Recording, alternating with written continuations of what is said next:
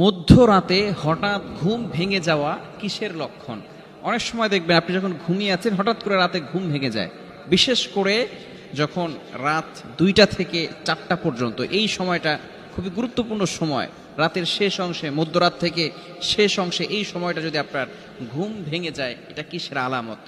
যদি কারো এই সময় ঘুম ভেঙে যায়, আবার অনেক সময় ঘুম ভেঙে যাওয়ার পরে আর ঘুম আসে না, এরকম অনেক সময় হয়, হয় কি হয় না?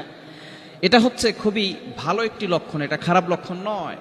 আল্লাহ পাক রব্বুল আলামিন কেমন যেন আপনাকে সুসংবাদ দিতে যাচ্ছেন। আল্লাহ পাক রব্বুল আলামিন আপনার সম্মান বৃদ্ধি করতে চাচ্ছেন যদি আপনি এই সময়টাকে কাজে লাগান।